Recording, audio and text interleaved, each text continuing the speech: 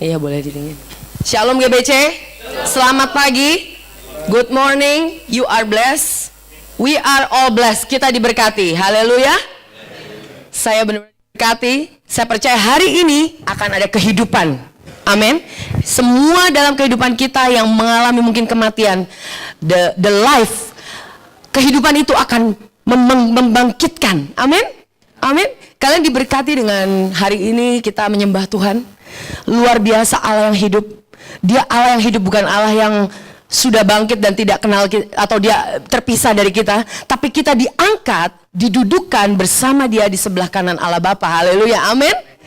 Tadi kita juga menyanyikan Unstoppable Love, di mana kita tuh tahu bahwa Tuhan kita itu kasihnya itu tidak bisa lagi di stop. Isn't that beautiful?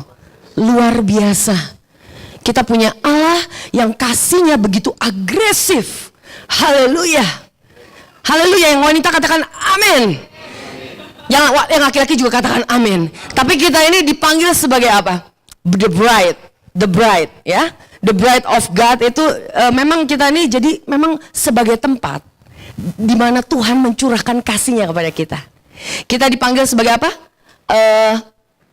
The bride itu bukannya istri ya, mempelai wanita. Jadi tuh selalu mengalami yang namanya jatuh cinta. Haleluya. Jatuh cinta. In love with Christ. Because kenapa? Kenapa kita bisa mengalami yang namanya jatuh cinta dengan Tuhan? Karena Tuhan yang pertama kali selalu mengejar kita. Haleluya. Saya bersyukur banget gitu ya. Saya bersyukur banget kita ada di GBC. Kalian di sini itu ditempatkan karena satu rencana Tuhan yang luar biasa.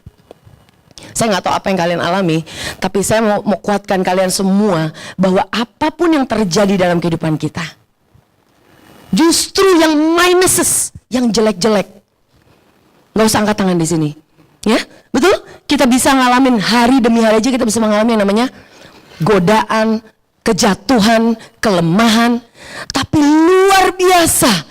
Biar sekarang hari ini pagi ini kita semua diingatkan dan dikuatkan dengan firman Tuhan bahwa Tuhan justru kasih karunia Tuhan itu justru tempatnya dia tertarik kepada minuses, kepada tempat-tempat kelemahan kita. Amin. Kalau orang di dunia bisa katakan bahwa kita selalu kalau di dunia mencoba untuk perform, untuk bisa membuktikan, ya, membuktikan sesuatu yang baik dalam kehidupan kita, betul? Kita selalu coba yang terbaik. Kalau di sekolah kita pasti trying to perform, pasti supaya dapat angka yang terbaik, betul? Di hadapan keluarga pun kadang-kadang kita berusaha untuk coba supaya dikasihi, disenangi oleh orang tua. Jadi dalam kehidupan kita itu memang kita sudah terbiasa untuk bisa menyukai, membuat orang lain suka sama kita. Tapi puji nama Tuhan, puji nama Tuhan, puji nama Tuhan. Luar biasa. Saya bisa katakan waktu kita di dalam kasih karunia Tuhan, wow, Tuhan itu justru tertarik dengan kelemahan kita. Wow, that's another revelation. Satu pewahyuan yang kita hari ini bisa mulai pikirkan. Bahwa dia tertarik dengan apa yang kita justru suka, nggak suka. Kadang-kadang kita jijik bahkan dengan kelemahan kita. Bahkan kita kekurangan kita. Kenapa sih saya tuh bisa jatuh di tempat yang sama? Kenapa sih pengalaman ini selalu mencecar saya? Kenapa sih dari kecil pengalaman saya buruk semua? Dari kecil aja, lahir aja udah kayaknya yang namanya bad luck itu udah mengejar. Pernah kalian merasakan seperti itu? Mungkin dari muda kita mengalami kecelakaan demi kecelakaan demi kecelakaan. Kecelakaan ini means mungkin kita nggak mengalami kesuksesan, kegagalan demi kegagalan demi kegagalan. Pernah mungkin kalian merasakan kok kayaknya kalau namanya dalam relationship, yang namanya hubungan selalu putus kayak layangan. Betul? Ya di sini nggak ada mungkin. Tapi saya mau kasih tahu bahwa itu sebenarnya bahwa kalian itu sebenarnya sebelum itu Tuhan punya rencana yang luar biasa dalam kehidupan kalian. Seringkali kalau orang mengalami yang namanya masalah, dia pasti mikir kenapa ya gue begini ya? Why me Lord? Why? Gitu ya. Seakan-akan kita tuh nggak layak dapat masalah. Seakan-akan. Kayaknya kita baik banget, betul ya? Kayaknya kita suci banget, kudus banget, sehingga kita tuh gue kan nggak layak masalah kayak gini nih, nggak mestinya terjadi dalam hidupku. Mungkin ada yang berpikiran seperti itu. Kita mengalami kesulitan, kita selalu bilang, kenapa mesti gue? Kenapa? Kenapa mesti downgrade? Upgrade dong, kenapa mesti downgrade? Saya mau yang lebih, saya mau lebih, saya mau lebih. Betul? Seringkali kita gitu. Tapi luar biasa hari ini di GBC diberikan firman untuk kita bisa fokus kepada firman itu. Kehidupan itu. Tuhan katakan kalau ada yang masalah, saya justru tertarik. Saya justru tertarik. Saya justru tergila-gila. Mana, masalah, mana. Saya mau kerjakan, berkarya dalam hidupmu. Karena waktu kita masalah, kita justru mengalami yang namanya kelemahan. Kita nggak merasa kuat. Disitulah yang namanya Tuhan itu menyatakan kebesaran dan kuasanya.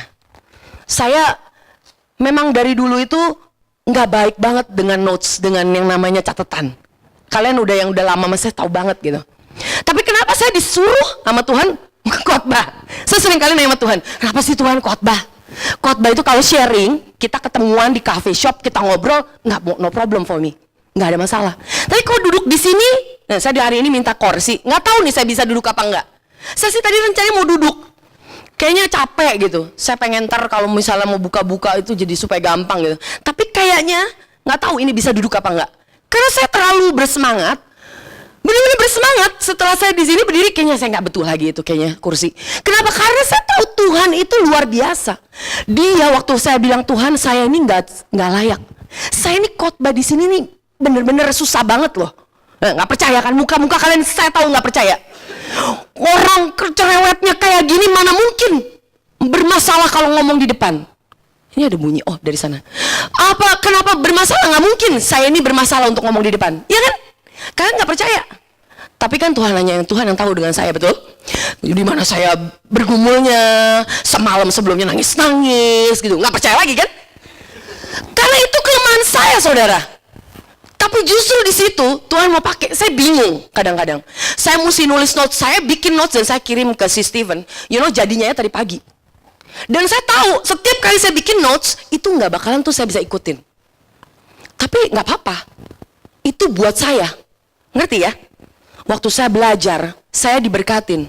Hari ini kalian hanya di sini berkatnya tercurah bukan dari saya, bukan sama sekali.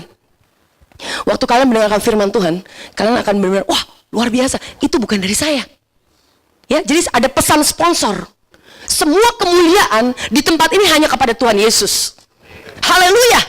Hanya kepada Yesus, karena kita adalah orang-orang yang tidak becus, tapi Tuhan pakai. Kita adalah orang yang sebenarnya sangat lemah, tapi karena Tuhan menggantikan kehidupannya di dalam kita, sehingga kita itu hidupnya dia itu bisa hidup di dalam kita, sehingga kita bisa lepas. My chains are gone.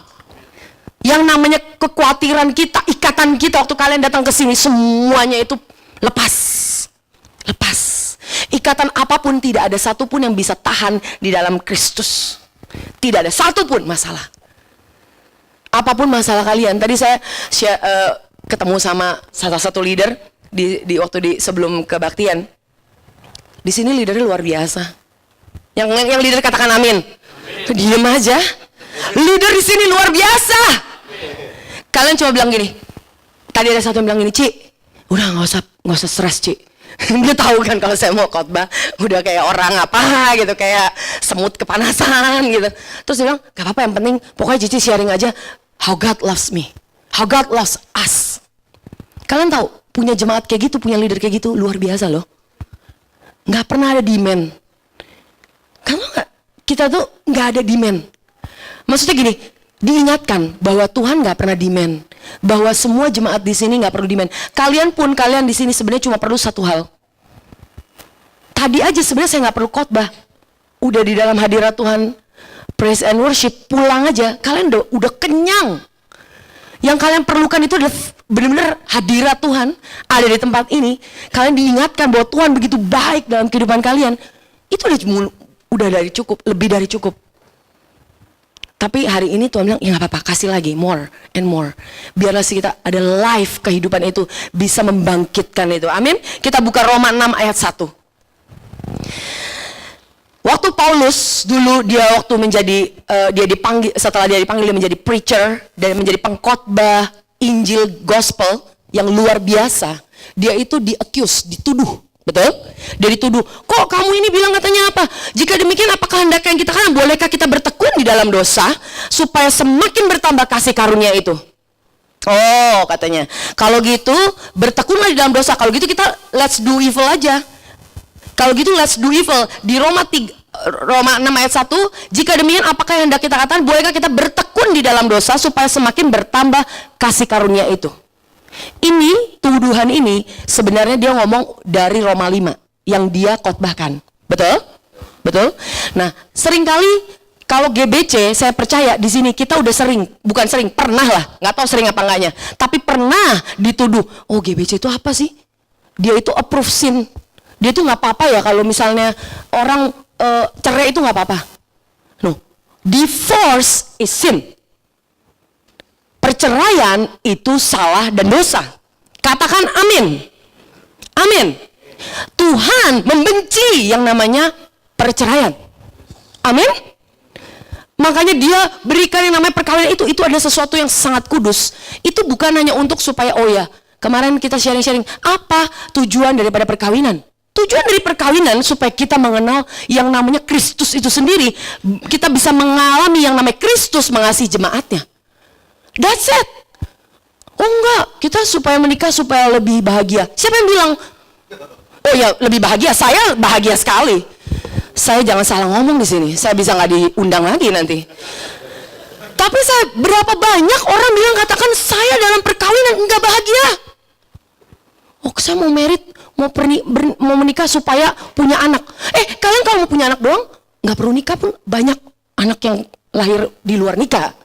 Betul? Tapi saya mau katakan, bukan itu. Tuhan ciptakan yang namanya perkawinan supaya kita mengerti betapa Tuhan sayang sama kita. Seperti dibilang, kasihilah, suami itu kasihilah istri. Seperti apa? Suami kasihilah istri. Suami kasihilah istrimu. Satu istrinya, bukan istri-istrimu. Amin. Istrimu satu. Seperti Tuhan luar biasa. Dia tahu kalau cuma di situ doang firman udah pasti semua gagal. Semua suami-suami gagal. Istri suami kasihilah istri titik, nggak mungkin terjadi. Tapi kalau dibilang seperti Tuhan Yesus mengasihi jemaatnya, wow, berbeda. Waktu kita melihat Yesus mengasihi jemaatnya luar biasa. Dia mati tidak tanpa pamrih, tanpa syarat. Dia mati buat kita semua. Itu kita menjadi mengerti kasih itu. Dan waktu kita mengalami, kita fokus kepada kasihnya, kita mulai bisa secara supernatural, secara tanpa sadar, kita bisa mengasihi istri kita. Istri-istri, tunduk pada suami. Kalau cuma sampai di situ, wah gawat. Gawat, luar biasa gawat. Karena semua istri maunya ngelit, maunya memimpin. Nggak ada istri yang amin. Pintar kalau istri nggak ada yang ngomong amin. Sulit untuk yang namanya tunduk. Kenapa? Karena kita memang wanita itu udah sepertinya tuh lahir itu udah mudah sekali untuk ngelit. Nggak ada yang ngurusin, ya udah gue aja yang ngurusin. Ya. Mau makan, nggak tahu mau makan mana, ya udah gue yang buat keputusan. Itu istri, wanita. Kalau misalnya laki-laki disuruh buat keputusan makan aja, 1 jam 2 jam belum tuh, ini selesai nih. Sekarang mungkin lagi chatting, ntar mau makan di mana. Sampai nanti selesai fellowship, belum tentu ada keputusan. Tapi mesti ditaruh satu wanita. Buat keputusan dulu, jadi beres. Entarnya biasanya gitu. Tapi enggak semua. Di sini laki-laki di sini bisa buat keputusan. Amin. Amin. Apalagi buat makan, biasanya laki-laki di sini bisa buat keputusan. So, jadi itu luar biasa di dalam perkawinan itu ya. Itu seperti itu, Tuhan berikan firman seperti itu. Nah, dibilang di sini, apakah hendak kita katakan bolehkah kita bertekun dalam dosa sehingga semakin bertambah? Nah, kembali yang tadi dibilang, kita itu dituduh, misalnya gereja kita dituduh, ya, bukan yang nggak tahu dituduh apa, nggak tahu perkataannya accuse ya, dituduh. Misalnya orang ngomong apa segala macam, dibilang ya kok GBC ini memperbolehkan perceraian gitu ya. Saya bilang katakan bahwa perceraian itu Tuhan benci. Tapi di dalam segala kesalahan kita, ada nggak orang cerai di dunia ini? Ada. Orang Kristen banyak. Oke? Bermasalah, bejibun. Permasalahan dalam keluarga. Tapi saya mau kasih satu hal, bahwa di dalam masalah kita, Tuhan itu membawa dari segalanya itu, Dia memberikan, He will give out, akan come out keluar yang namanya kebaikan Tuhan. Kebaikan Tuhan, kasih karunia Tuhan itu akan keluar dari masalah itu, dari semua negativity di dalam kehidupan kita. Ya, Tuhan itu akan mengeluarkan yang namanya kepositifan, yang namanya blessings, berkat, yang namanya pemulihan, yang namanya kesembuhan, yang namanya kegairahan kembali mungkin. Yang tadinya mungkin hidupnya tuh kok kayaknya stres gitu. Ada satu kebangkitan. So, dibilang kalau di sini, kalau Paulus itu nggak pernah ngomong seperti itu. Dia cuma dia khotbahnya dibilang segini, sekali-kali tidak, bukankah kita telah mati? Dia tidak menjawab boleh apa enggak, tapi dia bilang bukannya kita ini telah mati bagi dosa. Kita ini udah mati bagi dosa. Bagaimana kita dapat hidup di dalamnya? Nah, kita ini udah mati di dalam dosa. Dia mengingatkan kita, kita ini udah mati di dalam dosa. Gimana kita bisa hidup di dalamnya? Kalau kita hidup baru, lahir kembali, born again, sebagai orang Kristen, itu nggak mungkin kita tuh suka berbuat dosa. Ya, kita mungkin jatuh here and there, begini salah, begitu salah. Namanya manusia, betul? Tapi kita nggak mungkin, I take pleasure, aku suka berbuat dosa. Coba ya, kayaknya gue pengen hidup di situ. Kayaknya pengen gitu ya, makanin duit orang. Kayaknya saya tuh punya keinginan dan kerinduan gitu ya, nyakitin orang terus gitu. I don't think so. No. Kayaknya saya kepengen udah bikin istri saya tuh ya, atau suami saya menderita seumur hidup. Itu nggak mungkin. Itu nggak mungkin. Pernah kita berantem, mungkin kita pernah bermasalah dengan teman dan segala macam, ya. Tapi itu bukan kesukaan kita. Katakan amin. Amin. Saya tahu banget kita ini semua di sini adalah anak-anak Tuhan yang hidup baru, yang lahir baru. Amin. Lahir baru. Lahir baru arti apa? Dilahirkan di dalam roh. Kita mengaku Kristus, kita percayakan Kristus sebagai juru selamat kita. Ibaratnya kita seperti yang tadinya kepompong, ya, menjadi ulat, lalu menjadi kupu-kupu. Betul? Lalu kupu-kupu ini terus terbang gitu, terus nemplok di tong sampah. Betul? Tapi dia nggak mungkin kembali lagi menjadi ulat. Nggak mungkin. Seperti kita mau jatuhnya seperti apapun ya, tapi dia udah jatuh begitu berulang-ulang kali. Yang memberi limit batasan berulang-ulang kali itu udah cukup, stop sampai di sini. Itu bukan kita, saudara-saudara. Bukan kita. Tuhan aja begitu sabar sama orang itu, kenapa kita nggak sabar? Kita sering kali loh menghakimi orang lain. Dia udah seperti itu berkali-kali. Berubah dong. Wow, kayaknya saya expert banget di sini. Berubah dong. Kapannya kasih karunia? Dibawa-bawa lagi kasih karunianya. Kasihan banget ya kasih karunia Yesus dibawa-bawa. Sering banget ya kita berpikiran seperti itu, menghakimi orang. Berubah dong. Kalian tahu nggak? Dia cuma perlu diingatkan bahwa kamu ini udah nggak lagi hidup di dalam dosa. Bagaimana kamu bisa hidup di dalamnya? Kamu udah mati terhadap dosa. Gimana bisa hidup di dalam dosa? Kita perlu diingatkan seperti itu. Bukan dituduh-tuduh. Semakin kalian tuduh, semakin dia jatuh ke dalam condemnation, semakin dia muter, dia nggak bakalan bangkit. Karena Tuhan itu selalu memenangkan kita dengan kasih karunia, dengan kebaikannya. Saudara, kalau misalnya kita seringkali mungkin kita seringkali menghakimi orang lain. Mungkin kita berpikiran atau merasa bahwa kita dihakimi oleh Tuhan. Betul ya? Kalau kita seringkali menghakimi orang lain, biasanya kalau kita telusuri lagi, itu akar-akarnya kita lagi berada di dalam yang namanya di dalam posisi saya ini merasa saya lagi dihakimi sama Tuhan, sehingga saya mau menghakimi orang lain. Betul? Itu domino efek. Kadang-kadang saya dihakimi, jadi saya pengen menghakimin. Saya disakiti, saya sakitin orang. Tapi benar-benar luar biasa. Ini kita buka lagi ya, terus ya. Jadi dibilang di situ kalau kita udah mati, bagaimana mati bagi dosa, bagaimana kita bisa hidup di dalamnya. Oke, terus Roma 3 ayat 8 itu juga salah satu tuduhan kepada Paulus di mana dibilang let us do evil that good may come. Ini masalahnya mengenai situasi. Kadang-kadang dalam hidup kita nggak salah pun ada bad things happen. Ada sesuatu yang buruk terjadi dalam hidup kita. Ya. Misalnya tiba-tiba bisnis bangkrut karena dimakan orang. Tiba-tiba bisnis ada masalah sehingga hilang semua aset-asetnya. Tapi dulu kita punya satu jemaat di sini yang mengalami kita sering pernah dengar kesaksiannya dari Pak Arif ya Pak ya. Di mana Tuhan di dalam semua yang iblis lakukan dalam kehidupan kita, kasih karunia itu lebih dahsyat. Dia menarik kita dan menyelamatkan kita. Amin. Nah, teruskan. Pada saat, ini kenapa sampai orang itu menuduh dia? Karena kenapa? Karena Paulus itu, dia itu berkhotbah itu segitu radikalnya. Kita kalau misalnya sampai dituduh, mengucap syukur. Mengucap syukur. Berarti kita sudah disamakan satu level dengan Paulus. Wah, keren banget kayak Paulus. Ya dong?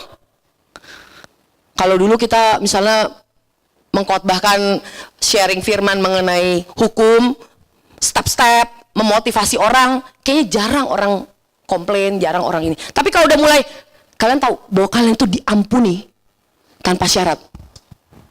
Dibilang tadi, unstoppable love itu, gak ada satupun masalah.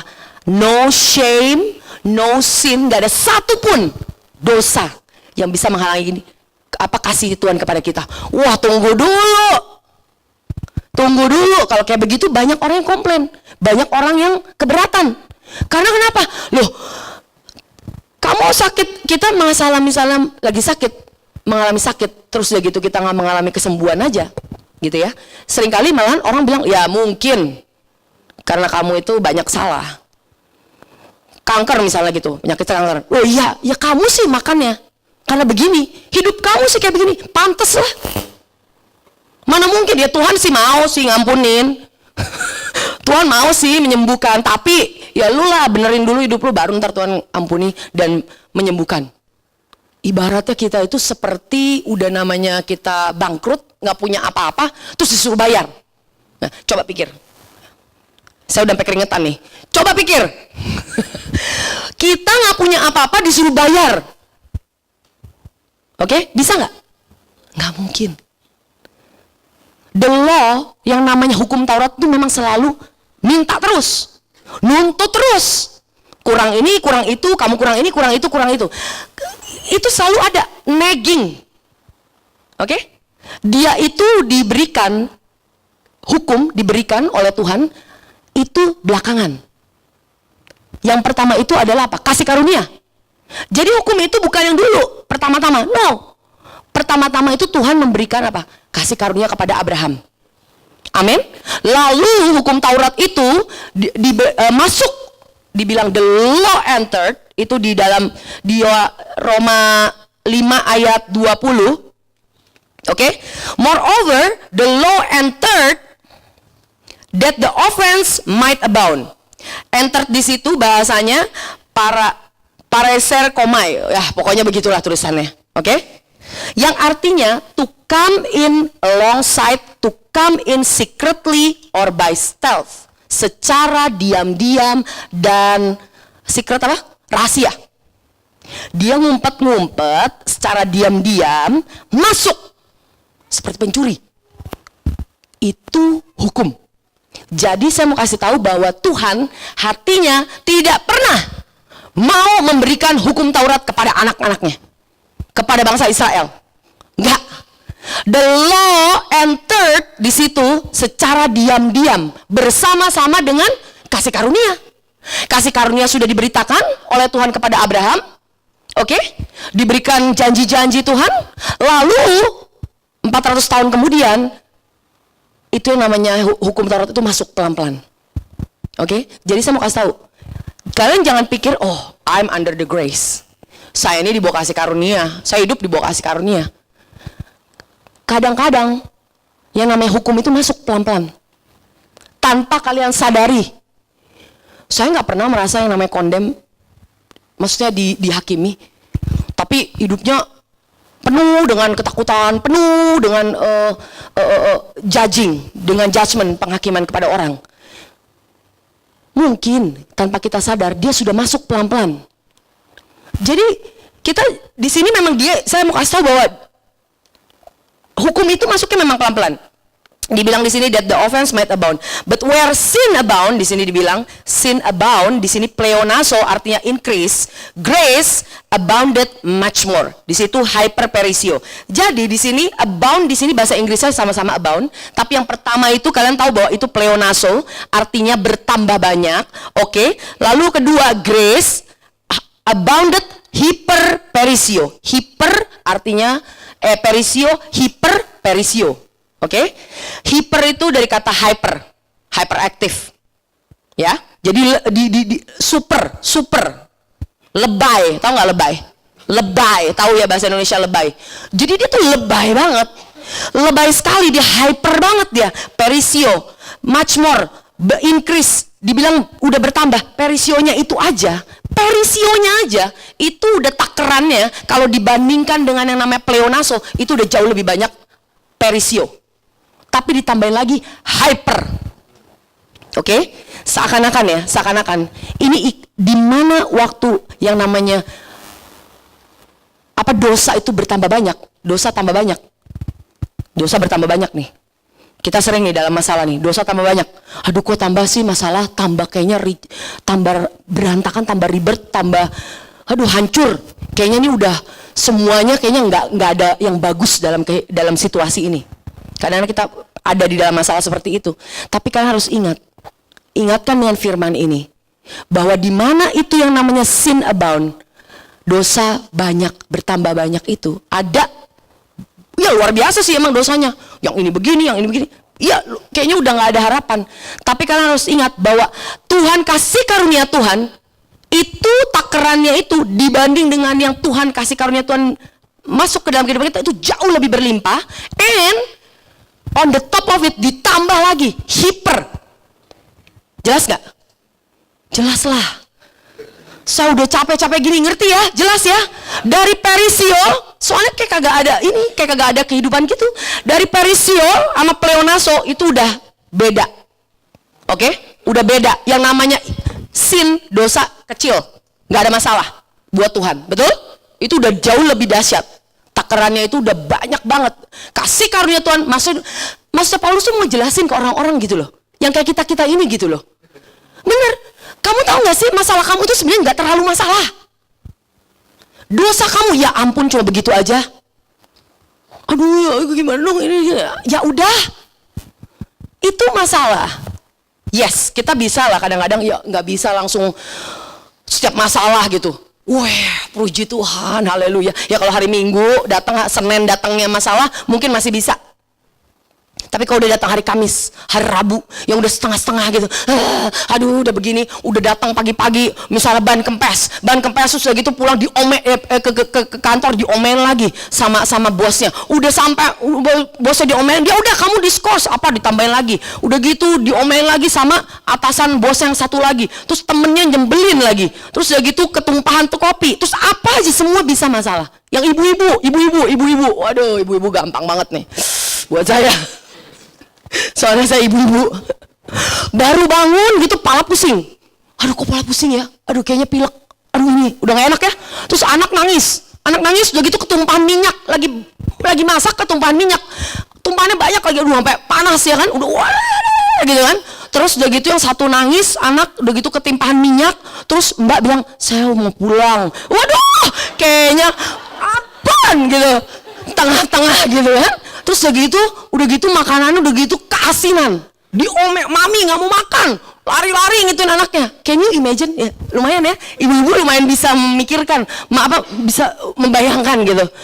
Udah kayak gitu, pulang diomelin. Ntar suami pulang ngomel-ngomel, ngoceh-ngoceh. Dia nggak mau ngomong lagi, diem. Ini bukan curhat saya membuat kasus tersendiri, oke? Sudah tahu pikiran kamu udah. Oh kok Yudi suka marah-marah pulang, gitu. Oke? Nah, seperti itu Itu when there is sins abound kayak gitu, kita harus lari saudara. Ingatkan ke kita bahwa hey, the grace of God is after us. Not just segini doang, lebih banyak lagi. Dan on the top of it, Tuhan tambahin lagi. Grace Tuhan itu, kasih karunia itu luar biasa. Terus kenapa kita seringkali bermasalah, masalah kecil digede-gedein gitu, kenapa? Karena kita memang fokusnya ke sana. Kita fokusnya ke sana, fokusnya ke masalah. Nah, masalah digede-gedein, tambah masalah. Sepertinya gede, padahal enggak. Kalau musik kita namanya pakai yang namanya apa? Magnifier, kaca pembesar, itu jangan yang masalahnya yang dipakai. Tapi Tuhan yang dilihat, kasih Tuhan yang kita lihat. Amin. Kita seperti kaca itu kita cuma taruh di sinar matahari, diamin aja, lama-lama juga terbakar, saudara. Kalian dengerin 5 menit, diam aja dengerin firman Tuhan. Kalau lagi kayak begitu, kalian harus lari ke firman Tuhan yang mengingatkan that how God loves us so much. Amin. Teruskan. Jelas ya itu ya. Nah, saya ada satu yang saya dapat tadi kemarin malam. Oke. Teruskan, ntar, pelan-pelan. Roma 5 ayat 17. Sebab jika oleh satu orang, ini kan dia dituduh karena sebenarnya oleh satu orang maut berkuasa. Jika oleh dosa satu orang, maut telah berkuasa oleh satu orang.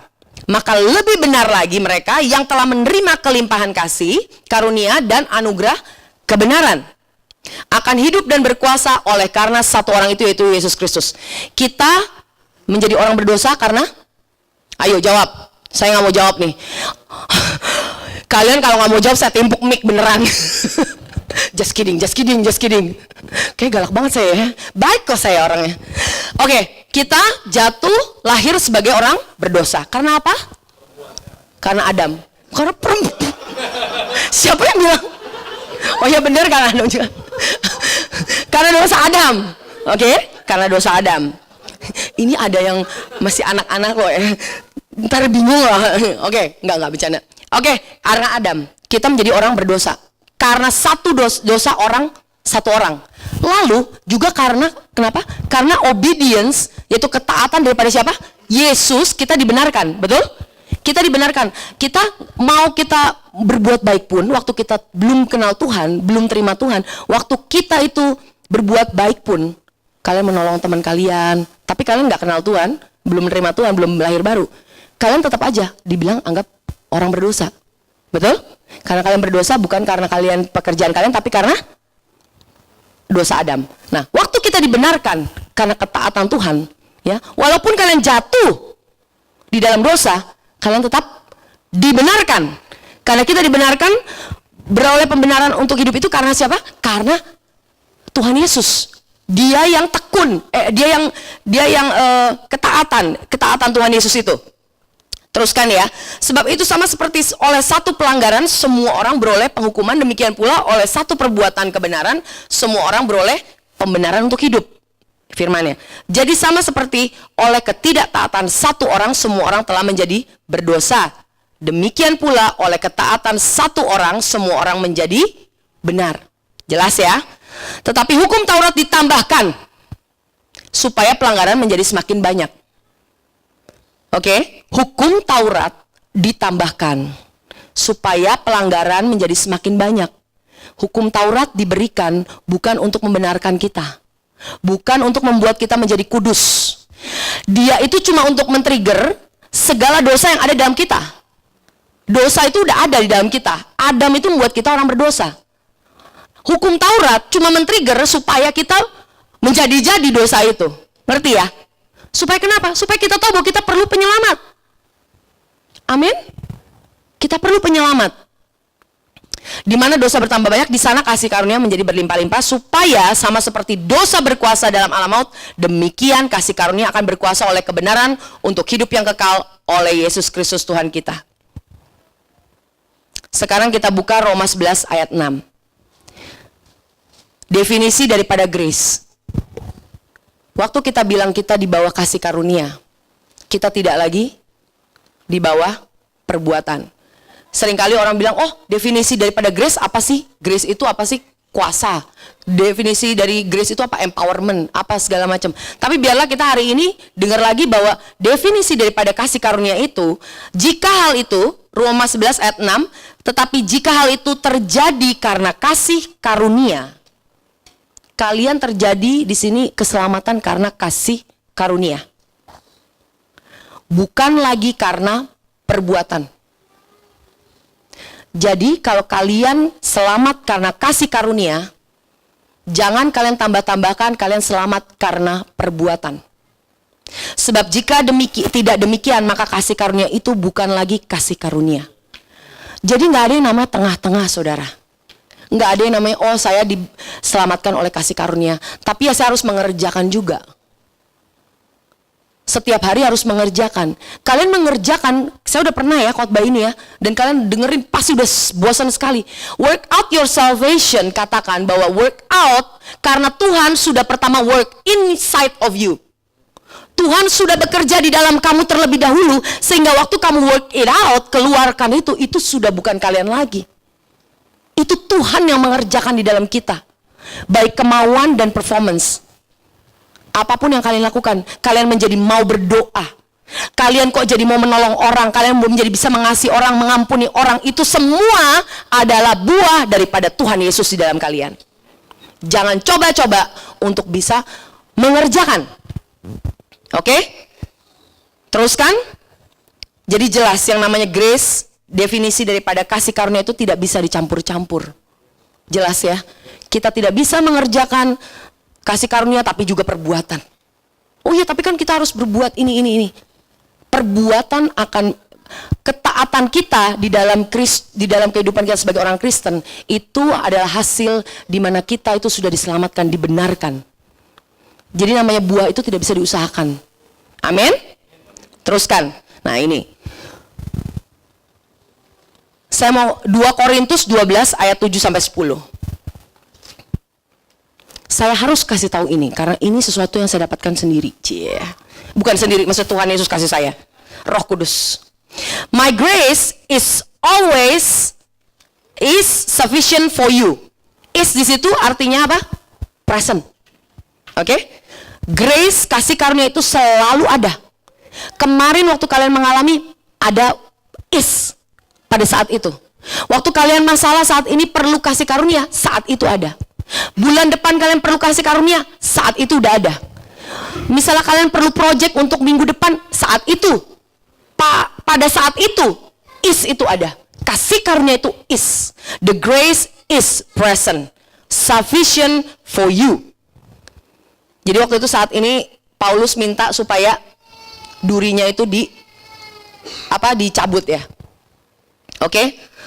Dia merasa kayak selalu ada masalah, selalu ada duri di dalam daging dia. Tapi di sini ini bukan suatu keadaan fisikal, tapi ini adalah satu di mana dia itu yang namanya mengalami kelemahan. Tapi justru disitulah Tuhan menjadi kuat. Sufficient for you. Di sini sufficient for you itu artinya ininya present active indikatif, artinya continuously happening. Jadi grace itu nggak bisa cuma hari ini doang. Tomorrow you will need grace. Nggak ada tuh di sini di GBC kayaknya gitu udah yakin, gue udah dengerin khotbah berkali-kali. Saya udah dengerin khotbah dari Joseph Prince, yang dari biangnya sampai yang dari krocoknya gitu ya. Pokoknya yang namanya grace nggak ada krocok, nggak ada biang sih sebenarnya. It's about Jesus. Amen. Yang namanya biang itu is Jesus himself. So you better, kita ini waktu kita ngalamin yang perlu namanya grace setiap hari, larinya ke Tuhan Yesus. Amin. Nah dibilang di sini the grace is sufficient for you. Continuously happening. Hari ini saya mau buat keputusan ini, saya butuh. Oh nggak bisa. Oh kemarin kan saya udah saat teduh. Kemarin saya udah dengerin. Mau kalian mau ngomong saat teduh kek, apa renungan kek, apa aja deh. Asal itu melihat kepada Kristus dan pekerjaan yang sudah selesai karyanya, oke. I don't care termnya apa. Betul? Tapi waktu bilang Tuhan, kemarin saya udah dengerin, kok kayak sekarang nggak ada rasa gimana gitu. Karena kalian tetap perlu Kalian nggak bisa, oh ya udah saya udah 8 tahun yang lalu saya udah dengar, udah ngerti. You just cannot. Kita itu perlu setiap saat dependent upon God all the time, bergantung sepenuhnya kepada Tuhan.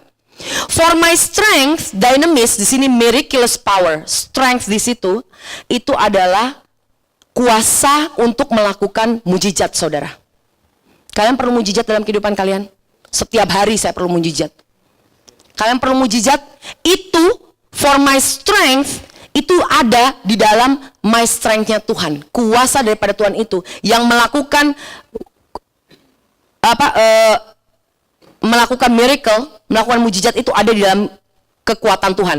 The power of performing miracles and then the power and influence which belongs to riches and wealth. Ini bukan cuma untuk melakukan miracle, mujizat, tapi ini juga merupakan kuasa yang menjadi milik kekayaan and wealth, riches and wealth. Kalian mau berhasil di dalam keuangan kalian, this is what you need. Di Tuhan bilang katanya, my grace is always sufficient for you. Terus continuously happening. For my strength is made perfect in what?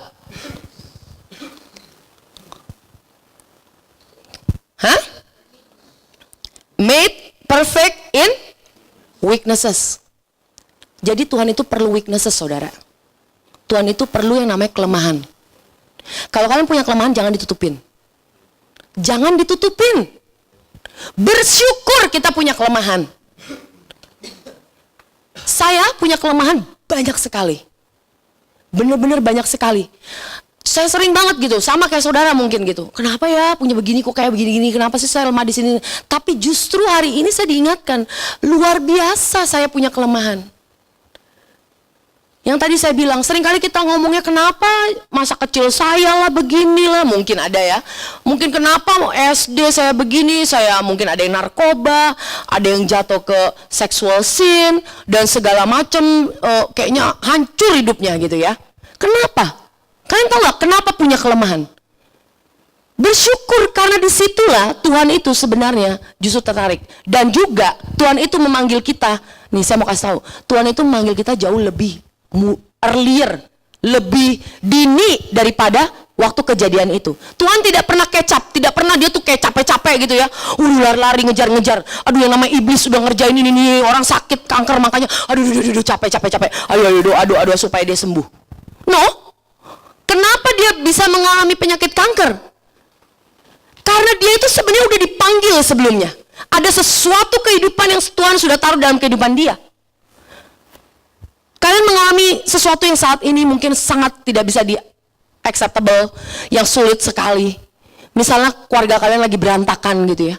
Kalian jangan pikir, oh ya sekarang karena berantakan ini makanya Tuhan sekarang baru datang untuk memulihkan. No. Tuhan itu sudah memanggil kalian lebih dulu. Kalian tahu Paulus itu dipanggil bukan saat di Damsyik. No. Paulus itu dipanggil kapan? Dibilang bahwa dia itu dipanggil sebelumnya di kandungan ibunya. I was separated. Aku ini dipisahkan. Cuma iblis sedemikian rupa takut dong dia.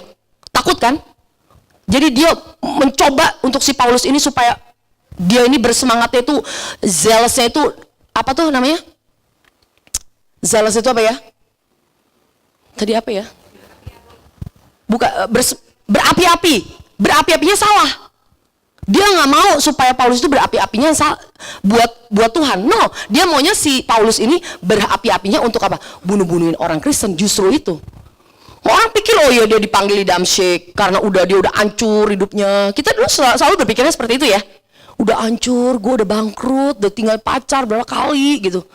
Baru deh gue Tuhan datang gitu. No, Tuhan dari sebelumnya dia sudah panggil kalian. Dia sudah bilang rencanaku dalam kehidupanmu luar biasa. Makanya iblis coba-coba terus. Saya punya kesaksian dulu, saya waktu masih kuliah itu saya sering kali ditabrak orang, bukan nabrak orang ya, ditabrak orang, kecelakaan itu sampai 7 kali. Sampai saya feel so bad.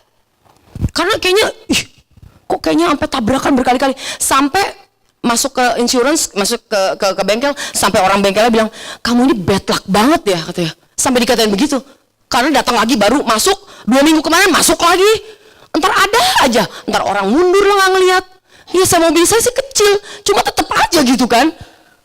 Mobil saya kecil tapi keren. Oke, jangan gitu dong ngeliatnya. Lalu saya pernah ditabrak sampai muter-muter di highway sampai saya, oh my goodness. Memang sebegitu parahnya. Pernah nggak kalian merasa bahwa bad luck is like hunting you? Hah? Kok gue hidupnya kayak suwe banget gitu? Pernah nggak? Bersyukur, karena kenapa? Berarti hidup kalian itu sebenarnya Tuhan rencanakan dahsyat. Makanya sampai saya sekarang dipakai suruh khotbah, padahal berantakan. Tapi mau dipakai tuh? Itu karena kenapa? It's just now I understand. Tapi dulu kan nggak ngerti.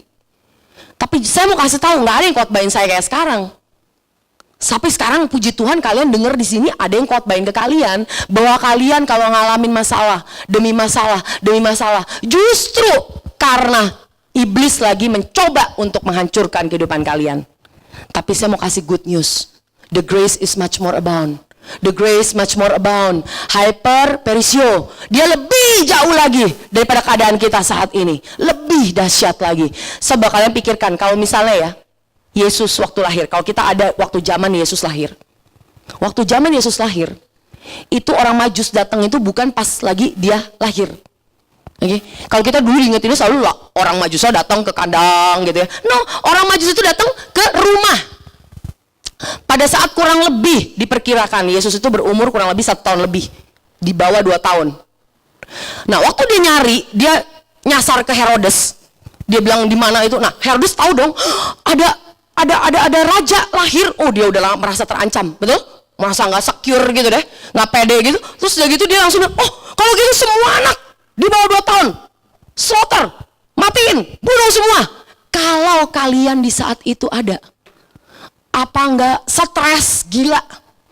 Di kiri kanan kalian lihat anak umur 2 tahun di bawahnya semua mati. Can you imagine that?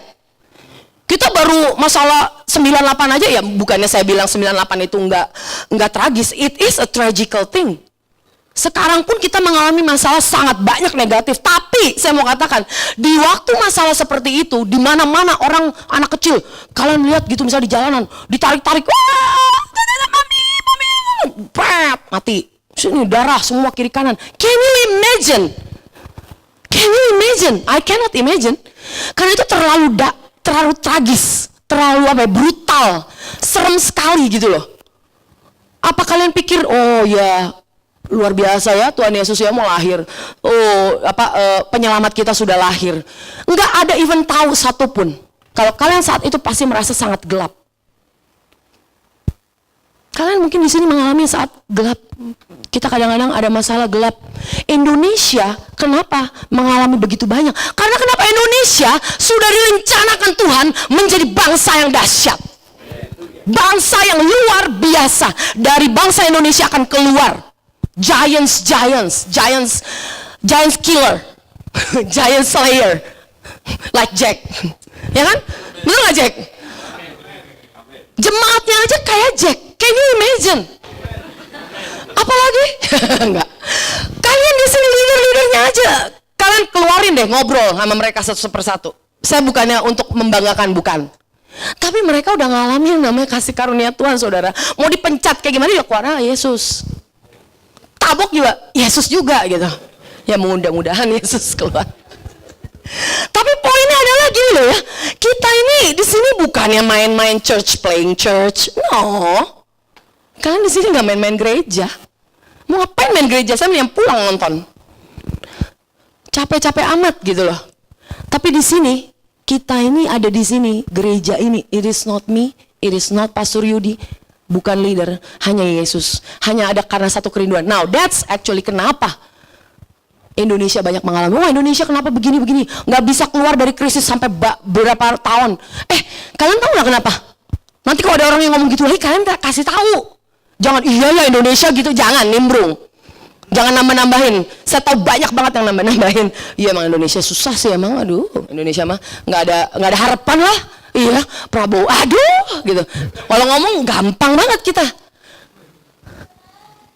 Kalian tahu nggak, Prabowo, saya yakin Tuhan punya rencana loh yang dahsyat buat dia.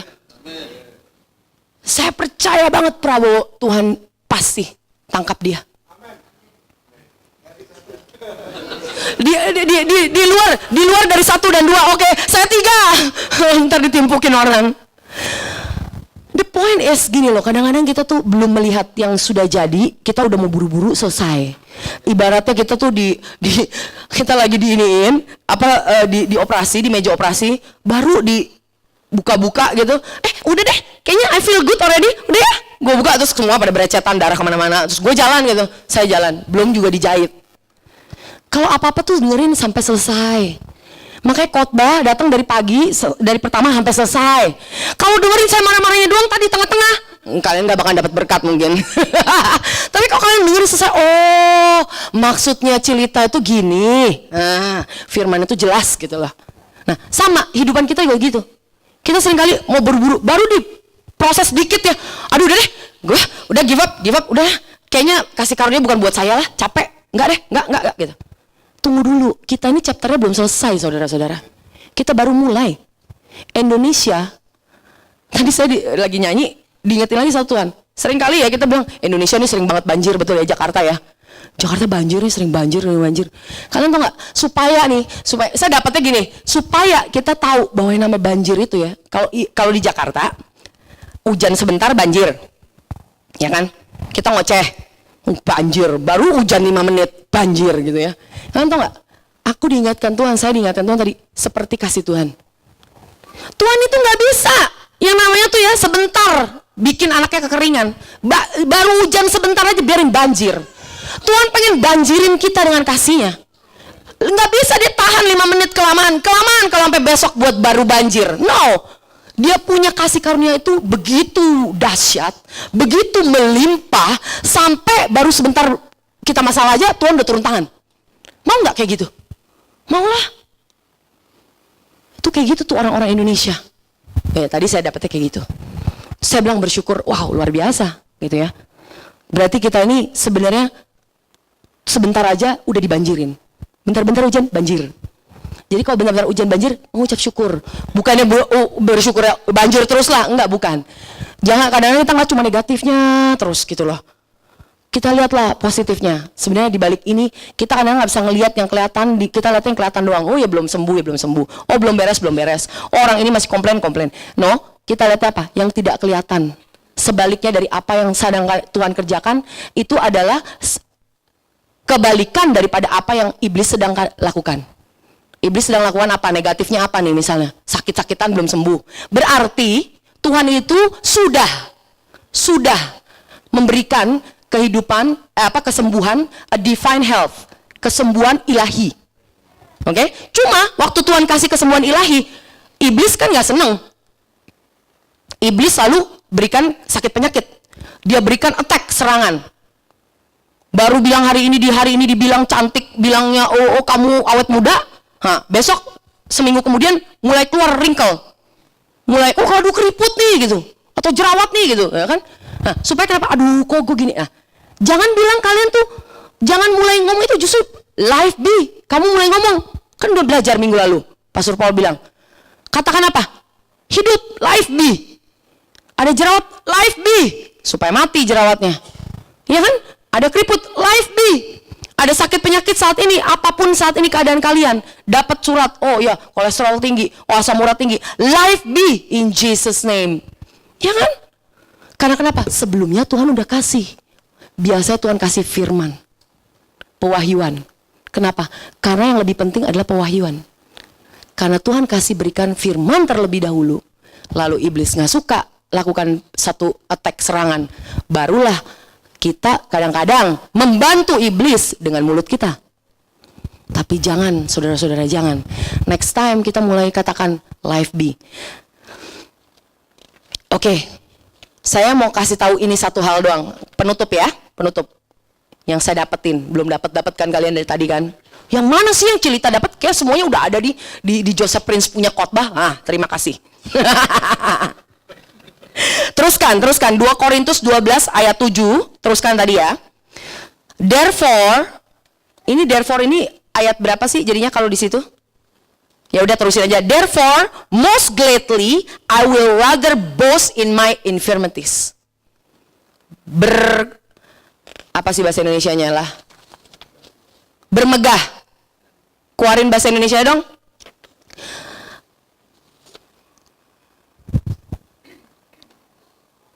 Justru dalam kelemahankulah kuasamu jadi sempurna, sebab itulah terlebih suka aku bermegah atas kelemahanku. Jadi kita bermegah atas kelemahan. Oke? Terusin, benar. Therefore most gladly I will rather boast in my infirmities that the power of Christ, kuasa daripada Tuhan Kristus, may rest. Nah, rest di sini episkeno, to fix a tent or tabernacle or habitation or dwell. Jadi tinggal. Jadi kuasa daripada Kristus itu, waktu kita bilang bermegah di dalam kelemahan kita, justru kuasa Kristus itu justru akan tinggal di dalam, dia akan episkeno di dalam, dia akan upon me di dalam kehidupan kita. Therefore, ayat 10, I take pleasure itu di situ, I take pleasure itu di situ eudokeo, artinya to think well. Nah, ini yang saya mau dapat, yang mau saya bagikan. Eudokeo itu di situ to think well, to think good. Oke, kita ini, aku senang dan rela di dalam kelemahan. Senang di sini, eudokeo itu adalah kata yang dipakai di Lukas 3 ayat 22. To think well, to think good in infirmities. Kalian melihat infirmities, kalian think good. Oke, kita buka Lukas 3 ayat 22. Ini salah satu, dia kan ada banyak tuh dipakai di ayat mana, cuma saya dapatkan di Lukas 3 ayat 22. Itu katanya, turunlah Roh Kudus pada saat ini, waktu saat Yesus dibaptis. Roh Kudus dalam rupa burung merpati ke atasnya, dan terdengarlah suara dari langit, engkaulah anak yang kukasihi, kepadamulah aku berkenan. Berkenan di sini itu adalah eudokio. Seperti Tuhan Bapa, Allah Bapa melihat Yesus, berkenan dia melihat Yesus. Kalian juga melihat infirmities, kelemahan, seperti Tuhan melihat Yesus. Amin. Dapat nggak? Dapat nggak? Benar ya, dapat ya. Jadi waktu kita melihat infirmities, kekurangan kita nggak usah lagi fokus ke situ. Ingat, Tuhan Allah Bapa melihat Yesus. Kita ini ditutupin. Seluruh kelemahan kita, masalah kita itu ditutupin sehingga diperkenankan oleh Tuhan. The same word dipakai waktu Bapa bilang, engkau anakku yang kukasihi, kepadamulah aku berkenan. Ngapain sih saya sampai 1 jam hampir ngomongin, cuma jelasin untuk ini. Kenapa? Kita sering banget hari ini kita lupa, hari ini diingetin besok lupa. Nggak apa-apa. Makanya saya ada kerjaan kan, khotbah. Kalau nggak perlu saya khotbah, udah semua udah jago gitu kan, nggak perlu diingetin. Saya perlu diingatkan. Kalian tahu waktu saya mempersiapkan khotbah ini, yang nomor 1 itu adalah saya. Saya tuh perlu diingatkan setiap saat 24/7. Karena kenapa? Saya ini orangnya bandel. Saya ini orangnya suka lupa. Saya ini orangnya maunya enaknya sendiri. Labil banget. Hari ini yes, besok no. Hari ini gue percaya, besok aduh susah deh gitu. It's me. Saya lagi boasting ini in my infirmities. Serious. And I take pleasure. Wow, I take pleasure. Kalian punya infirmities, kekurangan, kelemahan, jangan pernah takut. Boasting, oh iya sih, emang saya ini agak bodoh. Tapi ya, di dalam kebodohan saya itu, saya ini gak pernah hafal yang namanya ayat tapi ya. Tapi kok ya Tuhan bisa ingatkan. Betul gak sih? Kalian tahu kesaksian lagi, suami saya tuh dulu orangnya gak bisa ngomong, bukannya gak bisa ngomong gawat deh. Dia bisa ngomong lah. Cuma dia ini gak suka bersosialisasi. Dia itu gak bisa ngobrol. Nah dia kan pernah ngomong kan, kalau misalnya namanya bawa istri saya, katanya lagi ngobrol-ngobrol, bawalah istri saya, langsunglah hidup. Tapi kalau mau suatu percakapan mati, taruhlah saya di situ, langsung berhenti kata. Menurut dia begitu. Tapi life be in Jesus name. Dia udah gak kayak gitu lagi loh. Betul gak sih? Kalau kita yang udah pernah sharing-sharing sama dia, gak bisa berhenti kan? Lagi makan, ngajar. Ya kan, yang udah pernah makan sama dia, berasa nggak ngajar? Kemarin malam-malam saya cuci piring gitu, lagi abis ngobrol-ngobrol, hangout di South, tau nggak? Mau ngajar lagi, padahal udah jam 1. Saya bilang nih, padahal dia udah mau tepar kayaknya. Dia seharian dari pagi sampai malam. Itu by the way itu dari, no itu bukan ke Bandung ya, dari Cibitung ya. Pokoknya dia kerja seharian capek banget. Basically musia dia udah nggak ada tenaga. Tapi kalau dia itu bukan dia lagi. Di dalam kelemahan dia, di mana dia itu nggak mampu untuk ngomong, males. Kalau kamu tanya nih, sesudah selesai pasti bilang, sebenarnya aku males banget sih tadi ngomong, karena udah capek banget, udah mentok capeknya gitu. Tapi kalau misalnya justru di situ kelemahan dia justru Tuhan ada bekerja di situ. So you take gladly itu bisa boasting, bisa bermegah. Orang-orang yang unorganized, yang kayak saya, bermegahlah. Karena kalian fleksibel. Berarti Tuhan bisa bawa kemana-mana. Loh benar. Di dalam unflex kita bingungnya, bisa ini kelabilan kita, Tuhan bisa bekerja di situ. Di dalam bawelnya kita pun Tuhan bisa bekerja. Jangan pernah punya satu kepercayaan diri karena kita. Don't have a confidence in yourself, tapi biarlah kita punya satu kepercayaan di dalam Kristus semata-mata. Amin. Kalian diberkati? Saya percaya gitu hari ini semua daripada kita bisa mengalami yang namanya satu keberanian. Satu keberanian. Percaya waktu kita bilang kita bisa share. Sometimes dari kalian perlu untuk ngomong kelemahan kalian. Karena kenapa? Waktu kita ngomong, you are set free. Kayak berasa lepas gitu. Kadang-kadang kalau counseling pun, dia cuma perlu ngomong aja sama kita. Supaya dia ada orang ngomong, mencurahkan yang dia perlu ngomong itu supaya dia kayak lepas gitu. It is okay to melepaskan ngomong, express. Gak usah takut. Kalau misalnya orang bilang, oh lu ini. Kalau memang ada orang yang bisa bahkan menunjukkan kelemahan kita, jangan takut, jangan sensitif. Justru kalau kita tahu kita ada kelemahan, terima kasih ya, udah bisa ingetin aku ada kelemahan. Justru saat itu kita bilang Tuhanlah di sini bisa bekerja dalam kehidupan saya. Amin, amin. Thank you Jesus. Saya mau berdoa buat saudara. Terima kasih Tuhan. Terima kasih Tuhan untuk firman-Mu hari ini Tuhan Yesus. Biarlah semua yang Kau taruh saat ini Tuhan tidak akan kembali dengan sia-sia. Karena itu adalah benih daripada-Mu, firman-Mu sendiri Tuhan. Terima kasih Yesus.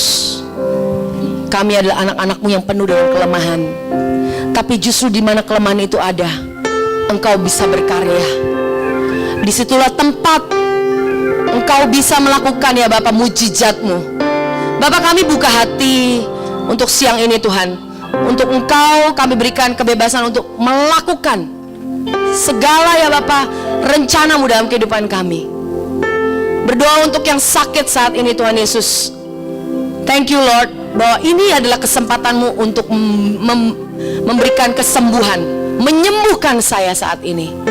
Kami melihat saat ini Tuhan penyakit itu tidak punya kuasa lagi.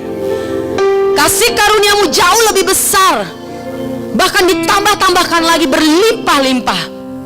Kalau kami bandingkan dengan penyakit itu, kalau kami mengalami masalah dalam financial keuangan, Tuhan, Engkau sudah memberikan yang terbaik dalam kehidupan kami, yaitu Yesus Kristus. Sehingga saat ini Tuhan kami percaya kasih karunia-Mu lebih dari cukup untuk bisa memberkati kami sekeluarga. Bahkan kami bisa memberikan dan memberkati orang lain. Ajar kami Tuhan untuk menjadi blessings, menjadi berkat bagi orang lain. Seperti Engkau memberkati kami. Kerinduan kami Tuhan boleh menjadi saluran-Mu Tuhan. Thank you Jesus. Kalau saat ini mungkin ada yang masalah di dalam rumah tangga, Tuhan, rumah tangga ini Tuhan Engkau yang bangun. Terima kasih, kasih karunia-Mu Tuhan lebih dari cukup. Bahkan kerinduan-Mu setiap saat untuk bisa memulihkan keluarga kami. Dan kami katakan saat ini life be, kehidupan ada di dalam keluarga kami Tuhan. tidak ada lagi kematian Tuhan. Thank you Jesus.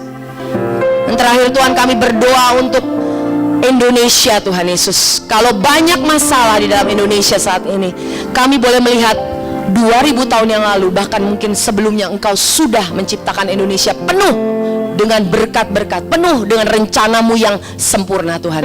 Dan Indonesia Tuhan akan menjadi bangsa yang luar biasa. Engkau ya Bapa yang merencanakan, Engkau yang memulai, dan Engkau juga yang menyelesaikan. Dan kami katakan saat ini, life be, kehidupan itu ada buat Indonesia. Pada hari ini kami merayakan Tuhan 17 Agustus kemerdekaan Indonesia. Kami tahu kemerdekaan itu bukan dari karena kami menang perang Tuhan, atau kami memproklamasikan, mendeklarasikan. Tapi kami tahu Tuhan Yesus, kami merdeka karena 2000 tahun yang lalu ada seorang, yaitu Yesus Kristus, yang mengasihi kami, orang Indonesia, dan memberikan Tuhan kemerdekaan itu. Thank you Jesus. Terima kasih Bapa. Terima kasih Tuhan. Yuk kami berdoa saat ini, kalau ada teman-teman di tempat ini ataupun mungkin yang nonton atau mendengarkan firman ini, kalian belum pernah mengenal Kristus secara pribadi, belum lahir baru. Biarlah hari ini, kalau kalian ingin mengundang Dia, Yesus Kristus sebagai juru selamat, bisa ikuti doa saya. Tuhan Yesus, terima kasih Tuhan. Saya tahu saya orang berdosa, penuh dengan kelemahan, tapi Tuhan, Engkau sudah bayar setiap dosa-dosaku. Dan saat ini, hari ini saya mengundang Kau untuk masuk ke dalam kehidupan saya, menjadi raja kami, menjadi raja saya, menjadi penyelamat buat saya Tuhan. Dan kami tahu Tuhan, saat ini aku menjadi anak-Mu, aku dibenarkan, aku diampuni, aku dikuduskan, dan aku menjadi milik-Mu selama-lamanya Tuhan Yesus. Terima kasih Tuhan.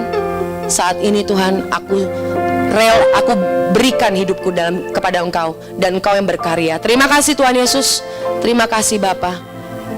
Sekali lagi Tuhan Yesus, Engkau yang memberikan Tuhan segala-galanya buat kami. Yesus sudah Engkau berikan, and freely we receive and freely we give Lord Jesus. Engkau sudah memberikan segala-galanya secara gratis, cuma-cuma, dan kami memberikan juga kepada orang lain, dengan cuma-cuma, in the name of Jesus. Haleluya. Amin.